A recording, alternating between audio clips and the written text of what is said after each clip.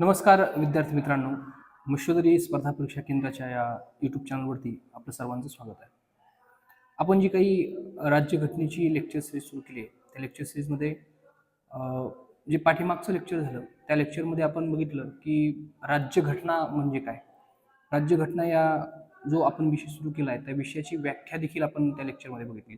राज्यघटना म्हणजे काय थोडंसं आपण पाठीमागचं लेक्चरमध्ये काय काय शिकलोय ते थोडंसं आज आपण बघूयात आणि आपल्या या आजच्या लेक्चरला सुरुवात करूया. तर जे विद्यार्थी मित्रांनी हे पहिलंच लेक्चर बघतायत तर हे लेक्चर तुम्हाला पाहण्या अगोदर तुम्ही जर आपल्या यूट्यूब चॅनलवर जी पाठीमागच्या लेक्चरची लिंक तुम्हाला दिलेली आहे किंवा जे पाठीमागचं लेक्चर राज्यघटना लेक्चर क्रमांक 1 आणि राज्यघटना लेक्चर क्रमांक 2 राज्यघटनेची निर्मिती प्रक्रिया या नावानं आपल्या पेजवर दिलेलं आहे ते आधी तुम्ही बघावं आणि त्यानंतरच हे लेक्चर तुम्हाला अजून छान पद्धतीने समजेल. आणि परत एक विनंती आहे की ज्या नोट्स तुम्हाला व्हॉट्सअपवर जो काही आपल्या डिस्क्रिप्शन बॉक्समध्ये जो व्हॉट्सअप नंबर दिसतो त्याहून तुम्हाला जे भेटल्यात त्या नोट्स जर तुम्ही झेरॉक्स केल्या आणि लेक्चर सुरू असताना जर त्या सोबत ठेवल्या तर तुम्हाला अजून चांगल्या पद्धतीने याचा फायदा होऊ शकतो. तर चला त्या दिवशी आपण काय बघितलंय थोडंसं त्यावर चर्चा करू. आपण पहिल्यांदा बघितलं की राज्यघटना म्हणजे काय. तर आपण बघितलं कुठल्याही देशाचा किंवा एखाद्या सार्वभौम राष्ट्राचा मूलभूत कायदा म्हणजे राज्यघटना होय. तर ह्या राज्यघटनेच्या बेसिक कन्सेप्टवर राज्यघटनेच्या या व्याख्येवर आपण चर्चा केली होती. त्यानंतर मी तेव्हा तुम्हाला सार्वभौम म्हणजे काय, मूलभूत कायदा म्हणजे काय याचं सुद्धा विश्लेषण त्या ठिकाणी केलेलं आहे बघा. त्यानंतर बघा आपण एक दुसरी महत्वाची गोष्ट पाहिली की ती म्हणजे भारतामध्ये राज्यघटना असावी किंवा भारताला एखादी कायदेपुस्तिका असावी असं पहिल्यांदा कोण म्हटलं. आपण बघितलंय 1922 साली महात्मा गांधी यांनी पहिल्यांदा भारतासाठी एखादी कायदेपुस्तिका असावी असं मत पहिल्यांदा मांडलं. त्यानंतर एम रॉय मानवेंद्रनाथ रॉय यांनी 1934 साली भारतासाठी राज्यघटना असावी हे मत मांडलंय. बघा या दोन मागण्यामध्ये एक विशेष फरक मी तुम्हाला सांगितलाय. पहिला जो फरक आहे महात्मा गांधी राज्यघटना हा शब्द वापरला नाही आणि मानवेंद्रनाथ रॉय जे त्यांनी राज्यघटना हा शब्द वापरून राज्यघटनेची मागणी केली. आता बघा मी तुम्हाला सांगितलं भारतावर ब्रिटिशांचं राज्य, ब्रिटिशांच्या गुलामीमध्ये राजकीय गुलामीमध्ये आपले भारतीय आणि भारतीयाची सगळं प्रांत आहेत. तर त्यावेळेस आपण मागतोय आणि ब्रिटिश आपल्याला राज्यघटना म्हणजे लोकशाही देतील, कायद्याचं राज्य देईल हे इतकं सोपं नव्हतं. पण त्यासाठी एक घटना कारणीभूत ठरली.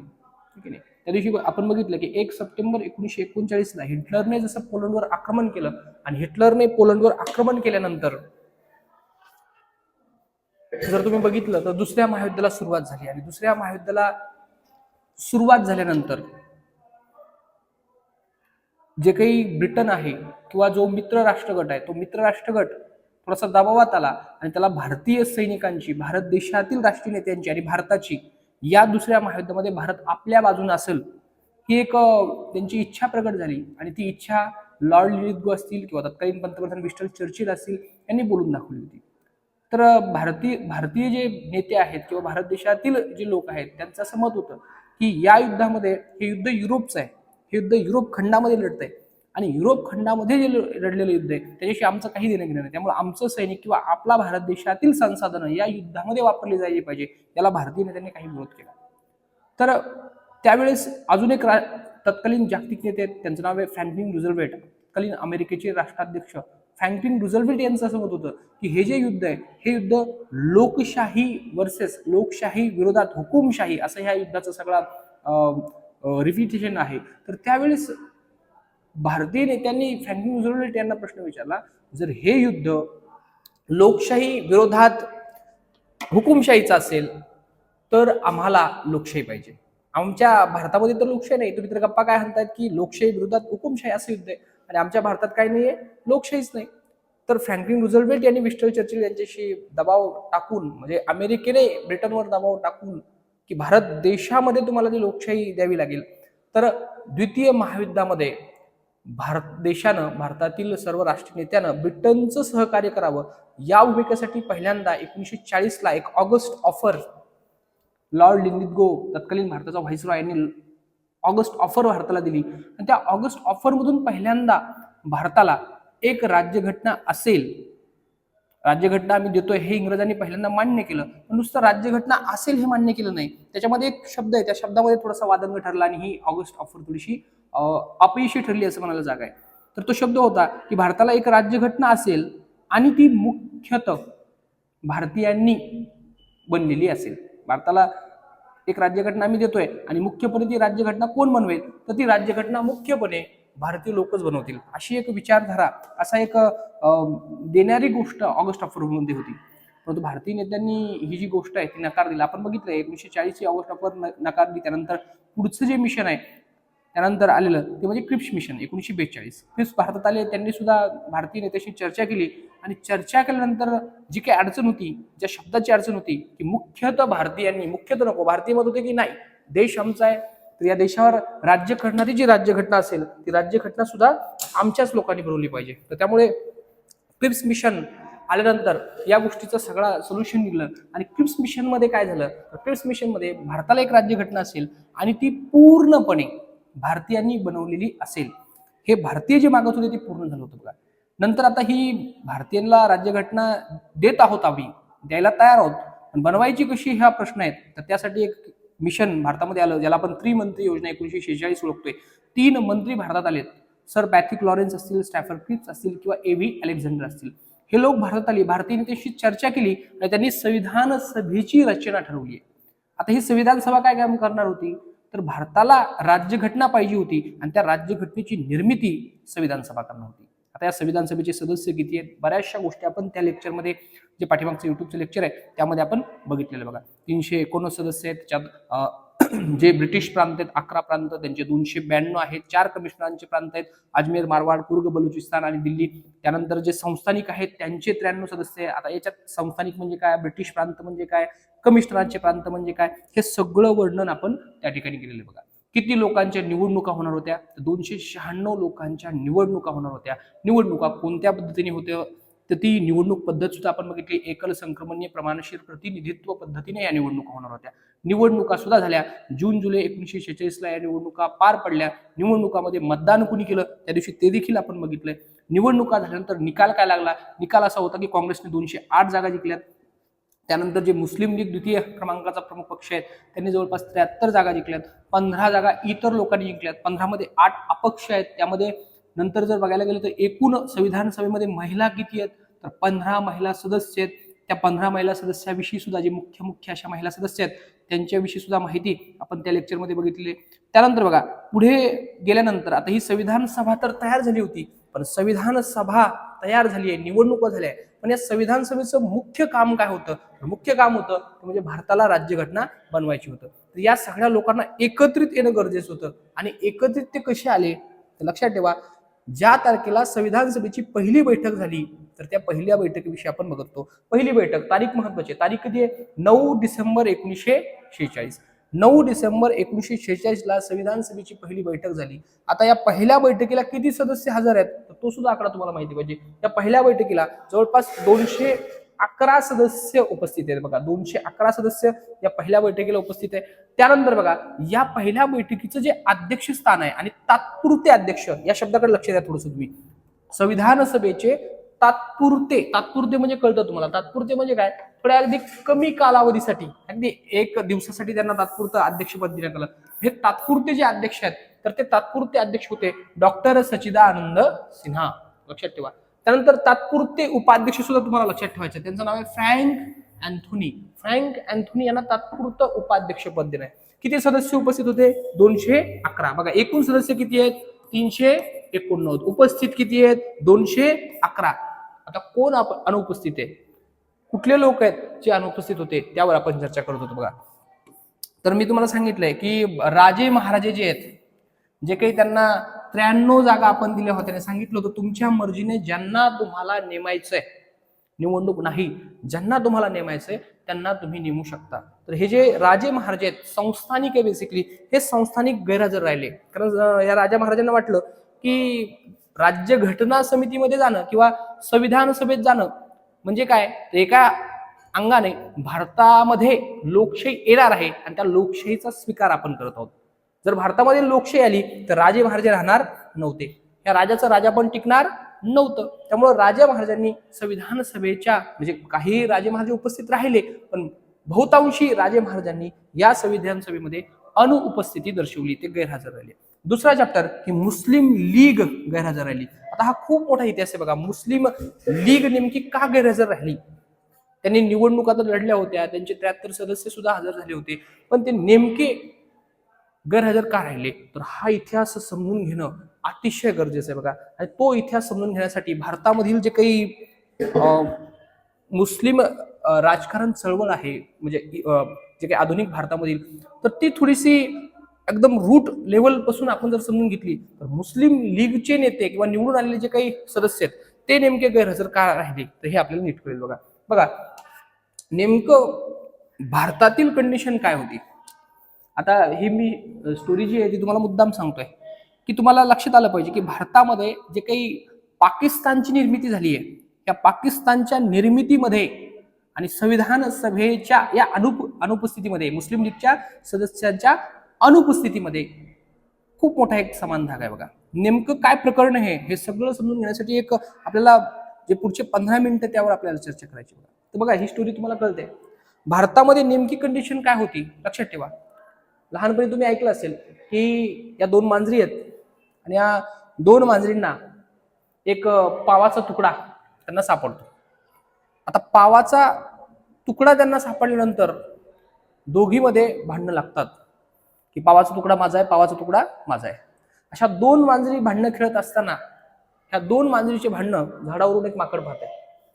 आता माकडाने हे भांडण पाहिलेत आणि माकडाने हे भांडण पाहिल्यानंतर त्याला असं लक्षात आलं की आपला फायदा होऊ शकतो, दोघांच्या भांडण्यामध्ये तिसऱ्याचा लाभ होऊ शकतो. हे माकड टुनकून उडी मारून झाडाच्या खाली आलं आणि त्या 2 मांजरीला म्हटलं की तुम्ही भांडता कशासाठी, भांडू नका, तुम्ही एक काम करा, तुम्ही दोघींचे भांडणं मिटवण्यासाठी मी तुमचे हे भांडणं सोडायला तयार आहे आणि या 2 हे जे पावाचा तुकडा आहे त्याचे 2 समान भाग करायला मी तयार आहे. माकड जाते आहे, एक तराजू घेऊन येते आणि तराजू घेऊन आल्यानंतर त्या तराजूमध्ये 2 पावाचे तुकडे करते आणि पावाचे तुकडे केल्यानंतर ज्या तराजूमध्ये शिल्लक पावाचा तुकडा झालाय किंवा शिल्लक पाव झालाय, तर तो पाव म्हणता रे हा तर शिल्लक झालाय, ह्या तराजूमध्ये कमी, ह्या तराजूमध्ये शिल्लक आहे, ते म्हणतात हा तर कमी झालाय, हा शिल्लक झालाय. तर त्यावेळेस माकड काय करतं, मग हा शिल्लक कुणाला पाहिजे, तर माकड म्हणतं ठीक आहे, जर इथं ठेवला तर या मांजरीवर, मांजरीचं नाव पण तुम्ही घेऊ शकता काय घ्यायचं असेल तर, या मांजरीवर अन्याय होतो आणि जर इथं जर शिल्लक ठेवला तर या मांजरीवर अन्याय होतोय. तर त्यामुळे एक काम करू आपण, हा जो शिल्लकचा पावाचा तुकडा आहे तो शिल्लक पावाचा तुकडा मी स्वतः घेतोय. असं करून परत तो पावाचा तुकडा घेतोय आणि शिल्लक घेताना अजून थोडा शिल्लक घेतोय.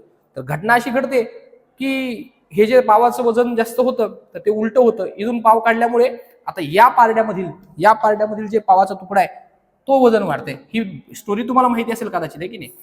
तर अशा पद्धतीने शिल्लक जे पावाचं वजन आहे ते शिल्लक वजन सगळं माकड, हे जे माकड आहे ते माकड खाऊन घेते आणि बेसिकली या मांजरी बघत राहतात की नेमका हा प्रकार काय.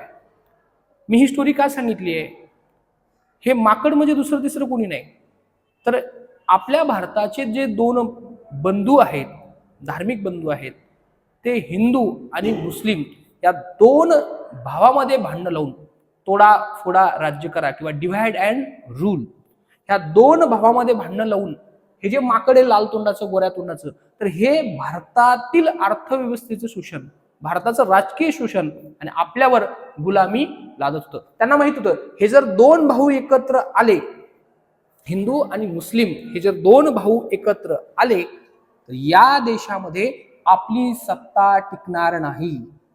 तर आपली सत्ता जर आपल्याला टिकवायची असेल, भारतातील आपलं स्वयंपूर्ण असं प्रभुत्वशाली साम्राज्य जर टिकायचं असेल, तर या 2 भावामध्ये कधीही भांडणं लागली पाहिजे, हे भांडणं खेळतच पाहिजे. जर हे 2 भाऊ आपसातच भांडणं करायला लागले ना तर आपल्याशी भांडणं करायला किंवा आपल्याला विरोध करण्याला वेळच राहणार नाही. त्यामुळं या माकडाप्रमाणे भारताचं शोषण हे इंग्रज लोक करायचे बघा. ह्या 2 भावामध्ये भांडणं लावायचे. आता भांडणं लावण्यासाठी त्यांनी काही उपाययोजना केल्यात बघा. 1857चा उठाव जर तुम्हाला थोडंफार माहिती असेल तर या 1857च्या उठावामध्ये हिंदू आणि मुस्लिम हे दोन्हीही बंधू ब्रिटिशांच्या विरोधात सोबत लढले होते बघा. आणि तेव्हापासून ब्रिटिशांचं असं लक्षात आलं की परत एकदा जर हे 2 बंधू सोबत आले तर आपली काही खैर नाही. 1857च्या उठावामध्ये काही संस्थानिक शांत बसले, म्हणून ब्रिटिश सत्ता भारतात टिकली, ईस्ट इंडिया कंपनीची सत्ता भारतात टिकून राहिली. जर कदाचित म्हणजे लॉर्ड कॅनिंगचंच वाक्य आहे, तत्कालीन 1857चा उठाव ज्या गव्हर्नर जनरलच्या काळात झाला त्याचं नाव होतं लॉर्ड कॅनिंग. त्या लॉर्ड कॅनिंगचं एक वाक्य आहे. लॉर्ड कॅनिंग काय म्हणतो, जर हैदराबादचा निजाम आणि गायकवाड जर कदाचित या 1857च्या उठावामध्ये जर हजर झाले असते किंवा सामील झाले असते तर दुसऱ्या दिवशी मला माझी पिशवी घेऊन ब्रिटनला जावं लागलं असतं. लक्षात घ्या, 1857चा उठाव जी क्रांती आहे याला स्वातंत्र्य समर म्हटलं गेलं किंवा भारताचा पहिला स्वतंत्र लढा म्हटलं गेलाय, लोकयुद्ध म्हटलं गेलंय. तर हा जो 1857चा उठाव जर कदाचित यशस्वी झाला असता, कदाचित जर पूर्ण झाला असता, ब्रिटिश यामध्ये जर हरले असते तर कदाचित भारताचा जो इतिहास आहे तो वेगळा राहिला असता. पण असो, बघा 1857 पासून ब्रिटिशांनी एक विचार सुरू केला, जर हे मुस्लिम आणि हिंदू एकत्र लढत राहिले, एकत्र गुण्या गोविंदाने राहत गेले तर आपल्याला या भारतावर सत्ता ठेवणं हे कठीण जाईल. तर त्यामुळे त्यांनी काय केलं, तर त्यांनी या दोन्ही भावामध्ये कशी फूट पडेल, यांच्यामध्ये भांडणं कशी लागतील आणि हे एकमेकांना कसं विरोध करतील यासाठी खूप मोठी स्ट्रॅटर्जी, खूप मोठी एक प्लॅनिंग या ब्रिटिशांनी केली. आता बघा, त्यांनी काही लोकांना हाताशी धरलंय. आता हे जे व्यक्तिमत्व तुम्हाला दिसतंय तर ते आहेत सर सय्यद अहमद खान. तुम्ही नाव ऐकलं असेल कदाचित, हे की नाही, सर सय्यद अहमद खान. मी यांची स्टोरी का सांगतोय की हिंदू पासून किंवा हिंदूंचे हितसंबंध आणि मुस्लिम समाजांचे हितसंबंध हे कसे वेगवेगळे आहेत हे पहिल्यांदा मुस्लिम वेगळं राजकारण हे ज्या व्यक्तीनं सुरू केलंय त्या व्यक्तीचं नाव म्हणजे सर सय्यद अहमद खान आहे. बघा, तुम्ही एक अलीगड युनिव्हर्सिटी नावाची एक युनिव्हर्सिटी आहे भारतामध्ये, आणि तेव्हाचं जे अलीगड कॉलेज आहे, तेव्हा कॉलेज होतं, तर त्या कॉलेजची स्थापना यांनी केली. आणि कॉलेजची स्थापना केल्यानंतर त्यांचे एक इंग्रज मित्र होते, एक बेग नावाचे इंग्रज मित्र आहेत, आणि त्या इंग्रज बेगने ज्यांच्या डोक्यामध्ये काही गोष्टी अशा टाकल्यात की तुमचे हितसंबंध आणि हिंदूंचे हितसंबंध हे वेगवेगळे आहेत. बघा, दोन भावामध्ये जर तुम्हाला वाद करायचे असतील किंवा वाद लावायचे असतील, भांडणं लावायचे असतील, तर तुम्हाला सोपी गोष्ट करावी लागेल, एका भावाला जास्त जीव लावायचा. जो एका भावाला जर तुम्ही जास्त जीव लावला तर तो भाऊ जो आहे, दुसरा जो भाऊ आहे, तो दुसरा भाऊ त्या भावाला का जास्त जीव लावता म्हणून याला विरोध करेल.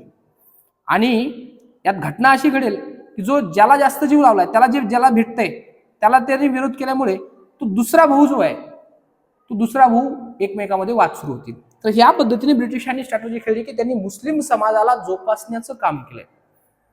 चांगुलपणा, त्यांच्याशी काहीतरी गोष्टी आम्हाला तुम्हाला करायच्यात. ब्रिटिश सरळ सरळ म्हणत होते ह्या सर सय्यद अहमद खानला की आम्हाला मुस्लिम समाजासाठी, मुस्लिम समाजाच्या शिक्षणासाठी, मुस्लिम समाजाच्या उद्धारासाठी काही गोष्टी करायच्यात, पण अडचण येते ती म्हणजे हे हिंदूंचे लोक. तर या सर सय्यद अहमद खाननी पहिल्यांदा काही गोष्टी सांगितल्यात की मुस्लिम तरुणांनी ब्रिटिश शिक्षण घेतलं पाहिजे आणि ब्रिटिश नोकरशाहीमध्ये मुस्लिम तरुण गेले पाहिजेत, जेणेकरून ब्रिटिशच एक आहेत जे मुस्लिम समाजाचा उद्धार करू शकतात. अशी काही एक विचारधारा या सर सय्यद अहमद खान यांनी मांडली. आता यांचे विचार जर तुम्ही बघितले पूर्वीचे त्यांच्या जीवनामध्ये, तो बेक नावाचा जो त्यांचा शिक्षक आहे, म्हणजे त्यांचा शिक्षक म्हणण्यापेक्षा त्यांच्या शाळेचा मुख्याध्यापक आहे, प्राचार्य आहे, तो प्राचार्य येण्या अगोदर या सर सय्यद अहमद खानचे जर तुम्ही विचार बघितले हिंदू आणि मुस्लिम या दोन धर्माबद्दल, तर ते अत्यंत चांगले आहेत, अत्यंत उत्कृष्ट आहेत. बघा, एका धर्मनिरपेक्ष किंवा एखाद्या समन्वय साधणाऱ्या व्यक्तीनं बोलावं या पद्धतीने या थिओडर बेक किंवा हा जो इंग्रज अधिकारी त्यांच्या जीवनात येण्या अगोदर सर सय्यद अहमद खान यांचे विचार आहेत. विचार आहे का, तुम्हाला 2-3च ओळी यांच्या सांगतोय की यांचे वचन काय आहेत. बघा, यांचं पहिलं वचन आहे की हिंदू आणि मुस्लिम हे दोन्हीही जे बंधू आहेत ते दोन्ही बंधू भारतामध्ये पवित्र गंगेच्या पाण्यावर जगतात. बघा काय म्हणतोय हा सर सय्यद अहमद का, हिंदू असो किंवा मुस्लिम असो, हे दोन्हीही जे धर्म आहेत, या धर्माचे लोक आहेत, ते गंगेच्या पवित्र पाण्यावर जगतायत. इतकंच नाही, पुढे जाऊन तो म्हणतोय ही विशाल जी भारत माता आहे, ही भारत नववधू आहे, या भारत मातेचे दोन सुंदर डोळे, दोन सुंदर नेत्र, एक नेत्र म्हणजे हिंदू आहे आणि दुसरा नेत्र म्हणजे मुस्लिम आहे. तर इतके सुंदर विचार आहेत, भारताला एकत्रित ठेवणारे हे विचार आहेत, आणि अचानक या माणसाच्या जीवनामध्ये बेक नावाचा एक इंग्रज व्यक्ती आलो आणि त्या व्यक्तीनं या माणसाच्या मनात धर्माचं इतकं घातक विष पेरलं की पुढे जाऊन या व्यक्तीच्या कामामधून, या व्यक्तीच्या कर्मामधून, या व्यक्तीच्या सांगण्यामधून, विचारधारेमधून भारतामध्ये एक दुहीचं राजकारण, फुटीचं राजकारण, आणि त्याचा परिणाम असा झाला की अखंड भारत जो आहे त्याचे तुकडे आपल्याला करावे लागले. बघा, सर सय्यद अहमद खान यांच्या जीवनात बेक नावाचा जो इंग्रज अधिकारी तो आल्यानंतर सर सय्यद अहमद खान यांचे जे विचार आहेत ते इतके बदलले की त्यांचंच एक स्टेटमेंट सांगतो की भारतामध्ये हिंदू आणि मुस्लिम हे वेगळे राष्ट्र आहेत. बघा काय स्टेटमेंट आहे, नीट लक्षात घ्या. भारतामध्ये हिंदू आणि मुस्लिम हे वेगळे राष्ट्र आहेत आणि नुसते वेगळे राष्ट्र नाही तर परस्पर विरोधी राष्ट्र आहेत. बघा काय स्टेटमेंट होतं आधीचं की भारतीय नववधूचे दोन सुंदर नेत्र, एक नेत्र म्हणजे हिंदू आहे आणि दुसरा नेत्र म्हणजे मुस्लिम आहे. आणि पुढे जाऊन याच सर सय्यद अहमद खान ज्यांनी पुढे जाऊन एक विचारधारा मांडली किंवा पुढे जाऊन एक विचार मांडलाय की भारतामध्ये दोन राष्ट्र आहेत आणि नुसते दोन राष्ट्र नाही तर ते दोन राष्ट्र परस्पर विरोधी आहे. तर हे सगळं बीज पुढे जात होतं, मुस्लिम राजकारण पुढे पुढे सुरू होतं. आणि या सगळ्यामध्ये एक महत्वाची घटना घडली आहे. बघा, भारतामध्ये मुस्लिम धर्मियांसाठी एक स्वतंत्र पक्ष स्थापन झालाय, ऑल इंडिया मुस्लिम लीग 1906. आगा खान नावाचे तत्कालीन मुस्लिम नेते आहेत आणि ते मुस्लिम नेते मोर्ले आणि मिंटो तत्कालीन व्हाईसरॉय आणि तत्कालीन भारत मंत्री यांच्या भेटीसाठी गेलेत आणि भेटीसाठी गेल्यानंतर त्यांनी मुस्लिम लीगची स्थापना केली. मोर्ले आणि मिंटो, इतिहासकार असं सांगतायत की या मोर्लेने आणि मिंटोने या मुस्लिम नेत्यांना सांगितलं की मुस्लिमांचे प्रश्न वेगळे आहेत, आम्हाला तुम्हाला काहीतरी द्यायचंय पण तुम्ही तुमचा एक स्वतंत्र गट स्थापन करा. आता बघा 1885 साली सर्व भारताची राजकीय मागणी पूर्ण करण्यासाठी एक संघटना, राजकीय संघटना भारतात सुरू झाली होती. तिचं नाव होतं राष्ट्रीय काँग्रेस, इंडियन नॅशनल काँग्रेस 1885. पण या 1885च्या इंडियन नॅशनल काँग्रेसला कमजोर करण्यासाठी ब्रिटिशांच्या पुढाकारातून ऑल इंडिया मुस्लिम लीग 1906 ही संस्था स्थापन झाली आहे. ब्रिटिशांना वाटलं की जर काँग्रेसला जर आपल्याला कमजोर करायचं असेल तर ही मुस्लिम लीग स्थापन करावीच लागेल. आगा खानच्या नेतृत्वाखाली ऑल इंडिया मुस्लिम लीगची स्थापना 1906 ला झाली आणि मुस्लिम समाजासाठी वेगळा पक्ष आहे. आमचा मूळ हेतू जो आहे तो म्हणजे मुस्लिम समाजाचे प्रश्न मांडायचे. काँग्रेस मुस्लिम समाजाचे प्रश्न मांडत नाही, ती एक हिंदूंची संघटना आहे, हिंदूंचे राजकीय प्रश्न मांडतात असा एक समज, गैरसमज या संघटनेच्या नेत्यांनी मुस्लिम समुदायामध्ये केला.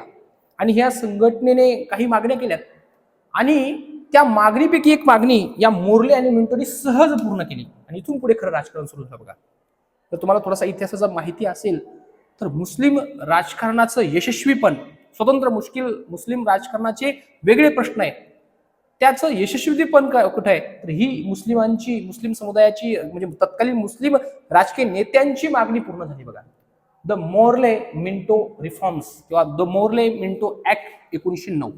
आता काय होतं हे मोर्ले मिंटो, हे दोन दिसत आहेत तुम्हाला, हे मोर्ले आणि मिंटो आहेत. ह्या मोर्ले आणि मिंटोने काय केलं बघा, मला माहिती पाहिजे की या 1909च्या जो सुधारणाचा हप्ता आहे, भारताला जो काही सुधारणाचा हप्ता दिला त्यामध्ये त्यांनी एक विष पेरलं. ते विष असं होतं की मुस्लिम लीगच्या सदस्यांना किंवा भारतातील तत्कालीन सर्व मुस्लिम समुदायाला स्वतंत्र मतदारसंघ ब्रिटिशांनी दिले. आता स्वतंत्र मतदारसंघ म्हणजे काय, सोप्या भाषेत सांगतो तुम्हाला, फार डीप म्हणजे अवघड करायची गोष्ट नाही. मतदारसंघ तुम्हाला कळतो, निवडणुका घेण्यासाठी लोकसभेचा मतदारसंघ असेल किंवा विधानसभेचा मतदारसंघ असेल, असे मतदारसंघ असतात. तर या ब्रिटिशांनी काय केलं या सुधारणेमधून की मुस्लिमांना स्वतंत्र मतदारसंघ दिलेत. आता स्वतंत्र मतदारसंघ म्हणजे काय तर समजा एखादी मतदारसंघ आहे, त्या मतदारसंघामध्ये बघा दोन प्रकारचे मतदारसंघ असतात, तुम्हाला माहिती पाहिजे. म्हणजे आत्ताचे जे भारतामध्ये आत्ताचं जे भारतामध्ये तर ते भारतामध्ये स्वतंत्र मतदारसंघ नाही. तर भारतामध्ये जर तुम्ही बघितलं तर भारतामध्ये आता सध्या राखीव मतदारसंघ आहे. बघा, आरक्षित मतदारसंघ आपण म्हणतो. भारतामध्ये सध्या जर तुम्ही बघितलं लोकसभा असेल किंवा राज्यसभा असेल तर लोकसभा आणि राज्यसभेमध्ये SC आणि ST या दोन कॅटेगरीसाठी, वर्गासाठी, प्रवर्गासाठी आपल्याला राखीव मतदारसंघ दिसतात. राखीव आणि स्वतंत्र याच्यामध्ये फरक आहे बघा. राखीव म्हणजे काय आणि स्वतंत्र म्हणजे काय थोडंसं आपल्याला कळायला पाहिजे. राखीव मतदारसंघ बघा, राखीव मतदारसंघ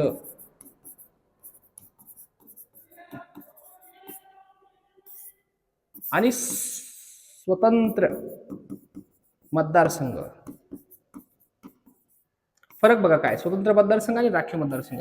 आता सध्या राखीव मतदारसंघ आहेत, विधानसभा असेल, लोकसभा असेल, यांच्यामध्ये स्वतंत्र मतदारसंघ सॉरी राखीव मतदारसंघ. राखीव मतदारसंघ म्हणजे काय की एखादा मतदारसंघ एखाद्या कॅटेगरीसाठी एससी आणि एसटी या कॅटेगरीसाठी राखीव ठेवला जाईल. तिथला जो उमेदवार असेल तो उमेदवार फक्त एससी आणि एसटी या समुदायातीलच असला पाहिजे. बरोबर आहे. एखादा मतदारसंघ जर राखीव असेल एखाद्या प्रवर्गासाठी एससी किंवा एसटी तर तिथे उभे राहणारा निवडणूक फक्त त्याच प्रवर्गातील व्यक्ती लढू शकतो. मतदान मात्र सर्वच करू शकतात, कुठल्याही कॅटेगरीचा असो. मतदानाचा अधिकार सर्वांनाच असेल, फक्त निवडणूक लढण्याचा अधिकार त्याच प्रवर्गातील व्यक्तीला असेल. त्याला म्हणायचं राखीव मतदारसंघ. सध्या भारतामध्ये लोकसभा असेल, विधानसभा असेल, यांच्यामध्ये ही राखीव मतदारसंघ सध्या भारतात ही सिस्टीम सुरू आहे. त्यानंतर बघा स्वतंत्र मतदारसंघ म्हणजे काय, जो काही 1909च्या मोर्ले मिंटो ऍक्ट नुसार मुस्लिम समुदायाला भेटला होता. तर ते स्वतंत्र मतदारसंघ म्हणजे काय की स्वतंत्र मतदारसंघामध्ये निवडणुकीला उभे राहणारा जो व्यक्ती आहे तो निवडणुकीला उभा राहणारा व्यक्ती मुस्लिम धर्मियातीलच असेल आणि त्याला मतदान करणारे सुद्धा मुस्लिम धर्मियामध्येच असतील. बघा म्हणजे थोडक्यात काय, एखादा मतदारसंघ स्वतंत्र मतदारसंघ जर मुस्लिम धर्मियांसाठी तत्कालीन भारतामध्ये जर राखीव झाला तर तिथे उमेदवार सुद्धा मुस्लिम आहेत आणि त्यांना मतदान करण्याचा अधिकार सुद्धा केवळ मुस्लिम समुदायाला. त्यांची मेजॉरिटी जी आहे मताची मेजॉरिटी ती मुस्लिम धर्मियांचीच अधिक असेल. हे स्वतंत्र मतदारसंघ म्हणजे काय की एक प्रकारे तत्कालीन भारतातील मुस्लिम व्यतिरिक्त जे काही धार्मिक लोक आहेत, हिंदू आहेत, जैन आहेत, शीख आहेत, या सगळ्यांच्या मतदान करण्याचा अधिकारच हिणून घेतला जात होता. त्यामुळं काँग्रेसने या स्वतंत्र मतदारसंघाच्या मागणीला अत्यंत विरोध केलाय, खूप जास्त मोठ्या प्रमाणावर विरोध केलाय. आता मुस्लिम धर्मीय जे आहेत किंवा मुस्लिम नेते जे आहेत त्यांना या गोष्टीचं खूप वाईट वाटलं. बघा एखादा आपल्याला काहीतरी देतोय आणि दुसरा आपल्याला त्या गोष्टीला देण्याच्या बाबतीतला विरोध करतोय तर तुमची आणि आमचा विरोधच होणार आहे. बरोबर आहे की नाही. तर या पद्धतीने ब्रिटिशांनी काहीतरी गिफ्ट केलंय मुस्लिम धर्मियांना 1909 मध्ये स्वतंत्र मतदारसंघ आणि त्याला विरोध काँग्रेसमध्ये करताय. तर हे मुस्लिम लीगचे जे नेते आहेत ते सगळे नेते म्हटले बघा मुस्लिम धर्मियांच्या लोकांसाठी काहीतरी ब्रिटिश देतंय आणि त्याला विरोध कोण करताय, काँग्रेस करते. त्यामुळे आम्ही म्हणतोय काँग्रेस ही हिंदूंची संघटना आहे. काँग्रेस ही फक्त हिंदूंसाठी काम करते, काँग्रेस ही मुस्लिम मित्रांसाठीच काम करते, मुस्लिम समुदायासाठी काम करत नाही. मुस्लिम समुदायासाठी कोण काम करतंय तर त्याचं नाव आहे मुस्लिम लीग. त्यामुळे मुस्लिम लीगचं हे राजकारणातील पुढारलेलं पण जे मुस्लिम लीगच्या राजकारणामध्ये जे मुस्लिम लीगने पुढे जाऊन झेप घेतली आहे त्याचं कारण, त्याच्या सक्सेसचं कारण जर काय असेल तर ते म्हणजे मोर्ले मिंटो ऍक्ट 1909 आहेत. काँग्रेसने याला खूप विरोध केलाय. तत्कालीन काँग्रेसमध्ये असलेले जे काही मुस्लिम नेते आहेत बॅरिस्टर अली जिना यांनी सुद्धा या मोर्ले मिंटो ऍक्ट नुसार जे काही स्वतंत्र मुस्लिम मतदारसंघ भेटलेत तर त्या मतदारसंघाबद्दल एक मत व्यक्त केलंय. त्यांनी सांगितलं की या मोर्ले मिंटो ऍक्ट नुसार जे काही मुस्लिम समुदायाला स्वतंत्र मतदारसंघ भेटलेत त्या स्वतंत्र मतदारसंघामुळे भारताचं 2 हवाबंद डब्यामध्ये रूपांतरण झालंय. हवाबंद डबे म्हणजे काय तुम्हाला माहिती असेल. जर हवाबंद डबे जर ठेवले तर कधी ते स्फोट होईल सांगता येत नाही आणि तेच घडलंय पुढे. मुस्लिम स्वतंत्र राजकारणाची पायेमुळे या 1909च्या मोर्ले मिंटो ऍक्टने इतके काही याचे तळागाळात रुजवून टाकले, मुस्लिम धर्मियांच्या मनात रुजवून टाकले तर भारतातील मुस्लिम समुदायाला असं वाटू लागलं की आपले राजकीय हितसंबंध वेगळे आहेत, हिंदूंचे राजकीय हितसंबंध वेगळे आहेत. हिंदूंसाठी काँग्रेस काय ते कार्य करते आणि मुस्लिम समुदायासाठी कार्य म्हणजे मुस्लिम लीग करते. आणि याच मुस्लिम लीगच्या राजकारणाचे पुढचे टप्पे जे आहेत ते अत्यंत वाईट आहेत. बघा या काळामध्ये मुस्लिम लीग आणि काँग्रेस यांच्यामध्ये एकी करण्याचा सुद्धा प्रयत्न तत्कालीन 2 महापुरुषांनी केलाय. एक म्हणजे लोकमान्य टिळक 1916चं लाहोर अधिवेशन जर तुम्हाला माहिती असेल तर त्या लाहोर अधिवेशनामध्ये खिलाफतच्या प्रश्नावर एकी करण्यासाठी एकूण बॅरिस्टर अली जिना आणि लोकमान्य टिळक यांनी काँग्रेस एकत्रित करण्याचा प्रयत्न सुद्धा केलाय. आणि त्याच प्रयत्नामुळे बॅरिस्टर अली जिनांना म्हणजे बॅरिस्टर अली जिना स्वतंत्र मतदारसंघाच्या विरोधात होते, स्वतंत्र मुस्लिम राजकारणाच्या ते कट्टर विरोधक होते. मी पुढे त्यांची स्टोरी सांगेल. त्यांची विचारधारा आधी कशी होती आणि नंतर कशी होती, त्यामध्ये काय काय चेंजेस झाले यावरही आपल्याला चर्चा करायची आहे. बरोबर आहे. तर बघा 1909च्या मोर्ले मिंटो ऍक्ट नुसार मुस्लिम धर्माला स्वतंत्र मतदारसंघ भेटले आणि या स्वतंत्र मतदारसंघाला विरोध काँग्रेसने केला. त्यामुळे काँग्रेस आणि मुस्लिम लीग यांच्यामध्ये वादाचं जी ठिणगी आहे ती पुढे पडत गेली. बघा आता बघा जी पाकिस्तान आपण म्हणतो तर हा पाकिस्तान शब्द नेमका कुठे शोध लागला किंवा कुठल्या व्यक्तीने ह्या पाकिस्तान नावाची गोष्ट शोधली आहे. तर पाकिस्तान या शब्दाचा जनक जो आहे तर तो जनक म्हणजे कोण आहे, तर हे व्यक्तिमत्व दिसते तुम्हाला. यांचं नाव आहे रहमत अली चौधरी, जे केम्ब्रिज विद्यापीठ आहे त्या केम्ब्रिज विद्यापीठाचे हे विद्यार्थी आहेत. आणि केम्ब्रिज विद्यापीठामध्ये शिकत असताना जेव्हा गोलमेज परिषदाच्या दरम्यान मुस्लिम लीगचे सदस्य गोलमेज परिषदेसाठी ब्रिटनला गेले, तेव्हा या रहमत अली चौधरींनी मुस्लिम लीगच्या सदस्यांच्या समोर पाकिस्तानचा नकाशा, पाकिस्तान नेमका कोणचा असेल, आपल्याला भारतामध्ये राहायचं नाही, मुस्लिमांसाठी एक स्वतंत्र एखादा देश असला पाहिजे, तिथे मुस्लिम समुदायाचे प्रश्न हे हितावह करण्यासाठी किंवा प्राधान्याने सोडवले जाय पाहिजे. भारतात आपण राहिलो तर भारतात हिंदू हे बहुसंख्यक आहे आणि या बहुसंख्यकाच्या लोकशाहीमध्ये बहुसंख्याक जे आहेत त्यांच्यानुसार सरकार ठरतं. त्यामुळे हिंदूंचं सरकार या भारतात येईल आणि मुस्लिम धर्मियांचे प्रश्न हे कधी सुटणार नाही. या भीतीपुटे या रहमत अली चौधरीने पाकिस्तानचा एक नकाशा तयार केला आणि पाकिस्तान हा शब्दाचा जन्मदाता जर कोण असेल तर हा रहमत अली चौधरी आहे. बघा आता हे मुस्लिम लीगचं जे राजकारण 1930 1931 हे सगळं सुरू होतं, पण मनावं तसं याला काही प्रगती भेटत नव्हती. भारतातील तत्कालीन सर्वच मुस्लिम धर्मियांचा या मुस्लिम लीगला सपोर्ट होता अशातला भाग नाही. मुस्लिम लीगमध्ये बेसिकली पहिल्या काळामध्ये जे लोक होते ते सगळे मोठमोठे मुस्लिम मोठमोठे जमीनदार लोक होते लक्षात.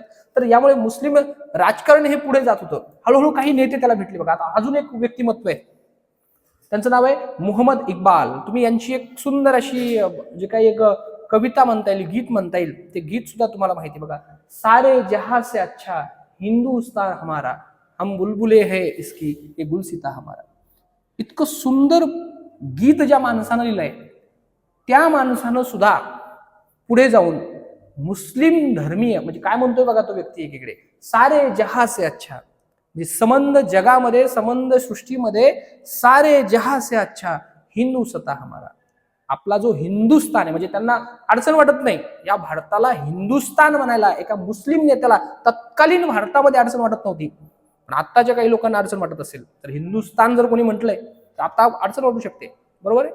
तर या मुस्लिम नेत्यानं मोहम्मद इक्बाल त्यांचं नाव आहे आणि या मोहम्मद इक्बाल यांनी पूर्वीचं त्यांचं मत काय, तर त्यांचं मत आहे सारे जहासाच्या हिंदुस्तान आम्हाला. पुढे जाऊन याच धर्म जेव्हा माणसाच्या बुद्धीत शिरतो, कारण आंबेडकर म्हणतात ना की धर्म ही आफूची गोळी आहे, तर अशी आफूची धर्माची गोळी यांच्या डोक्यात शिरली असेल आणि पुढे जाऊन यांनी सुद्धा जो काही मुस्लिम धर्मियांसाठी वेगळा देश मुस्लिम धर्मी मागतायत तर त्या मागणीला सपोर्ट सुरू केला. नुसता सपोर्ट सुरू केला नाही तर द्विराष्ट्र सिद्धांत त्यांनी मांडलाय. आता द्विराष्ट्र सिद्धांत म्हणजे काय की भारतात दोन राष्ट्र आहेत, एक मुस्लिम राष्ट्र आहे आणि एक हिंदू राष्ट्र आहे. आणि दोन्हींचे राजकीय प्रश्न वेगळे आहेत. हिंदूंचे राजकीय प्रश्न वेगळे आहेत, मुस्लिमांचे राजकीय प्रश्न वेगळे आहेत, सामाजिक प्रश्न वेगळे आहेत. आणि या दोन्हींचे प्रश्न जर व्यवस्थित मिटायचे असेल तर त्याला एकच उपाय आहे, ते म्हणजे दोन राष्ट्र करा, भारताची तुकडी करा. याला म्हणतात द्विराष्ट्र सिद्धांतवाद. आणि हा द्विराष्ट्र सिद्धांतवाद मुस्लिम लीगच्या व्यासपीठावर अत्यंत प्रगल्भपणे मांडण्याचं काम ज्या व्यक्तीने केलंय त्यांचं नाव आहे मोहम्मद इक्बाल. आता हे सगळे मुस्लिम नेते हे सगळं करत असताना काही मुस्लिम नेत्यांचा याला विरोध पण होता आणि काही मुस्लिम नेते शांत पण होते. परंतु ज्या माणसाच्या एंट्रीने मुस्लिम लीगला एक खूप मोठी ताकद भेटली आणि एक कट्टर मुस्लिम राजकारण भारतामध्ये त्याची निर्मिती झाली, उगम झाला, त्या व्यक्तीचं नाव तुम्ही यांना ओळखतच असाल. त्यांचं नाव आहे बॅरिस्टर अली जिना. आता हे बॅरिस्टर अली जिना जे आहेत तर यांच्या बाबतीत खूप गमती आहेत. बघा मी तुम्हाला का सांगतोय गमती म्हणतोय की यांचं जर तुम्ही 1922च्या अगोदरचे बॅरिस्टर अली जिना बघितले आणि 1922-23च्या नंतरचे बॅरिस्टर अली जिना म्हटले तर खूप म्हणजे दोन ध्रुव आहेत. बॅरिस्टर अली जिना हे दोन ध्रुव आहेत. बघा काय काय स्टोरी आहेत. बघा हे बॅरिस्टर अली जिना जे आहेत ते म्हणजे काय तर ते लोकमान्य टिळकांचे खूप जवळचे आहेत. सगळ्यात पहिली गोष्ट, लोकमान्य टिळक यांचे खूप जवळचे आहेत. आणि मुस्लिम लीगच्या स्वतंत्र मतदारसंघाला विरोध 1909 जे काही मॉर्लेमेंटो ऍक्टनुसार मुस्लिम लीगना स्वतंत्र मतदारसंघ भेटलाय, तर त्या स्वतंत्र मतदारसंघाला विरोध जर पहिल्यांदा कोणी केला असेल मुस्लिम नेत्यामधून, मुस्लिम नेत्यामधून केलेला निर्णय तो म्हणजे बॅरिस्टर अली जिना आहे.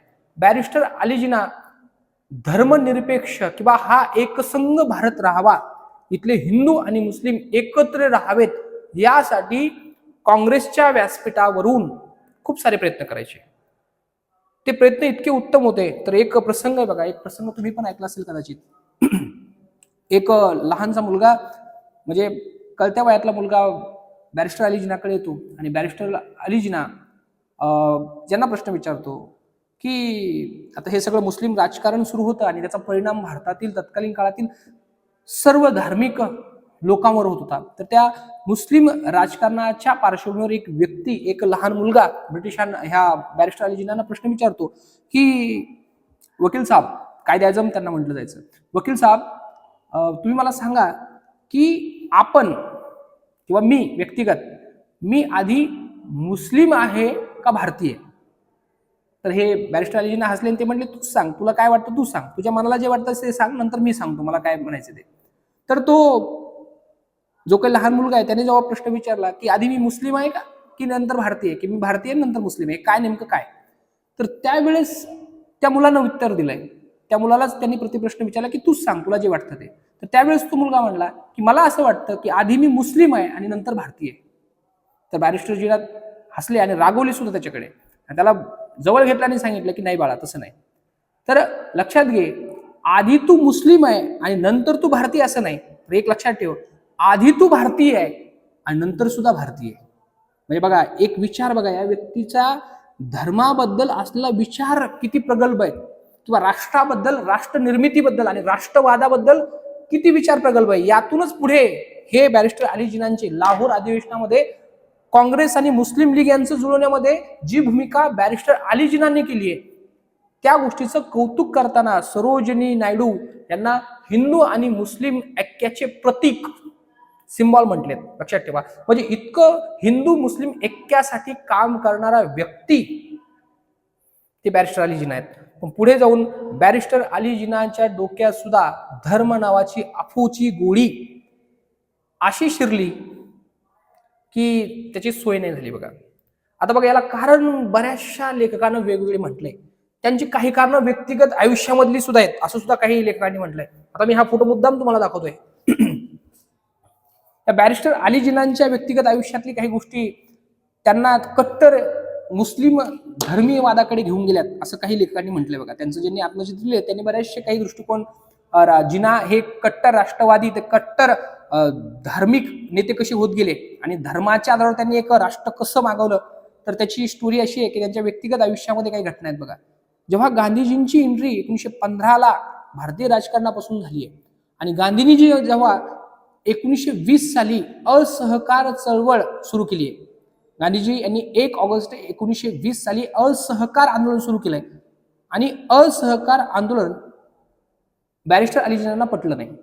बॅरिस्टर अली जिना म्हटले की हे असहकार वगैरे ह्या गोष्टी मला काही मान्य नाही, घटनात्मक संस्था आपण हस्तगत केले पाहिजे आणि घटनात्मक संस्था हस्तगत करून ब्रिटिशांवर मात केली पाहिजे. त्यामुळे काँग्रेसपासून गांधीजींच्या एंट्री नंतर बॅरिस्टर अली जिना दूर झाले. थोडंसं जे राजकारण आहे, मुस्लिम राजकारण असेल किंवा काँग्रेसचं राजकारण असेल, या सगळ्या गोष्टीपासून ते दूर झाले आणि आपापल्या वकिलीच्या व्यवसायाला लागले. आणि वकिलीच्या व्यवसाय करता करता त्यांना असं वाटलं की आपण आपल्या व्यक्तिगत आयुष्यामध्ये सुद्धा, वैवाहिक आयुष्यामध्ये सुद्धा काही प्रगती केली पाहिजे. तर त्यातून एक घटना अशी घडली की बॅरिस्टर अली जिनांचं वय जवळपास 40 वर्ष आहे. 40 वर्षाचं वय आणि 40 वर्ष वय असताना त्यांना आपला जो एक पारशी मित्र आहे, त्यांचं नाव आहे दिनशा पेटीट. दिनशा पेटीट, या दिनशा पेटीट यांची मुलगी, तिचं वय 16 वर्ष, तिचं नाव आहे बेबी पेटीट. या बेबी पेटीट, 16 वर्षाची ही बेबी पेटीट आणि 40 वर्षाचे हे जिना यांच्यामध्ये प्रेम झालं. आता तुम्ही म्हणताल की होऊ शकतं काय, त्याला म्हणजे वयाचं बंधन प्रेमाला आहे अशातला भाग नाही. कारण प्रेम काय असतं तुम्हाला माहिती असेल कदाचित. प्रेम काय असतं? प्रेम हे आंधळं असतं. नाही, प्रेम हे आंधळं असतं अशातला माझा मत तर नाही. प्रेम हे आंधळं नसतं. बघा, गंमत म्हणून सांगतोय, तर प्रेम हे आंधळं नसतं. प्रेम हे हेकणं असतं. हेकणं कळतं ना तुम्हाला? हा, प्रेम हे काय असतं? हेकणं असतं. प्रेम हे आंधळं नसतं, प्रेम हे हेकणं असतं. आणि प्रेमात पडल्यावर घुबडबी देखणं दिसत असतं. लक्षात ठेवा. त्यामुळं 40 वर्षाचे बॅरिस्टर अर्जुना, त्यानंतर ह्या ज्या पेटीत आहेत, बेबी पेटीत, जवळपास 16 वर्षाचे बेबी पेटीत, यांच्यामधलं जे प्रेम प्रकरण आहे, त्यांच्या मित्राची मुलगी आहे, म्हणजे बापाच्या वयाचा हा माणूस आहे, आणि त्याच्यावर हे सगळं प्रेम प्रकरण घडलंय. आणि हे प्रेम प्रकरण जेव्हा दिनशा पेटीट यांना माहिती झालं, तेव्हा दिनशा पेटीट हे खूप म्हणजे खूप जास्त रागवले. त्यांनी कायदे जे काही न्यायव्यवस्था आहे त्या न्यायव्यवस्थेमध्ये अर्ज सुद्धा केला की माझी मुलगी नाबालिक आहे, कारण 16 वर्ष वय आहे, 18 वर्ष बालिकत्व आहे, तर नाबालिकेत म्हणले, आणि हा विवाह होऊ शकत नाही, कारण हे बेबी पेटीट आणि मोहम्मद अलीजींना विवाह करण्याच्या मार्गावर होते. तर कोर्टाकडून त्यांनी स्टे मिळवला. त्यांच्या वडिलांना, दिनशा पेटीट यांना कोर्टात जावं लागलं, स्टे मिळवला. पण प्यार प्यार होत आहे, हे लोक 2 वर्ष थांबले. 2 वर्ष थांबले. जेव्हा ह्या बेबी पेटीट 18 वर्षाच्या झाल्या, 18 वर्ष पूर्ण झाले, तर त्यावेळेस बॅरिस्टर अली जिना आणि यांचा विवाह झाला. परंतु या विवाहामध्ये सुद्धा खूप सारे वाद झाले. हे वाद इतके कट्टर होते. हा पारशी आणि मुस्लिम धर्मियांचा झालेला भारतातील, आधुनिक भारतातील हा पहिला विवाह मानला जातो दोन्ही पद्धतीनं. लक्षात ठेवा. तर या विवाहामुळे पारशी जे लोक आहेत, मुंबईचे स्थानिक सगळे लोक आहेत, ह्यांच्यामध्ये खूप मोठा वादंग निर्माण झाला होता. बघा, हा विवाह खूप वादग्रस्त ठरला होता. आणि मी फक्त मुस्लिम आहे म्हणून मला विरोध होतोय, ही गोष्ट जिनांना खूप मोठी खटकली असेल कदाचित. त्यामुळे हे जे इतर धर्मीय लोक आहेत ते आपल्याला मुस्लिम म्हणून खूप जास्त त्रासदायक आहे. माझा जो प्रेम आहे त्या प्रेमाला विरोध आहे. त्यानंतर यांच्या ह्या विषयामध्ये फारसं जमलं नाही, आणि पुढे जाऊन बॅरिस्टर अली जिना यांनी कट्टर पद्धतीने एका धार्मिक राष्ट्रासाठी खूप मोठे प्रयत्न केले. किती मोठे प्रयत्न केले तर त्यांनी स्पष्ट सांगून ठेवलं की आम्ही आमचा वेगळा पाकिस्तान घेतल्याशिवाय शांत बसणार नाही. त्यांना खूप लोकांनी समजून सांगण्याचा प्रयत्न केला.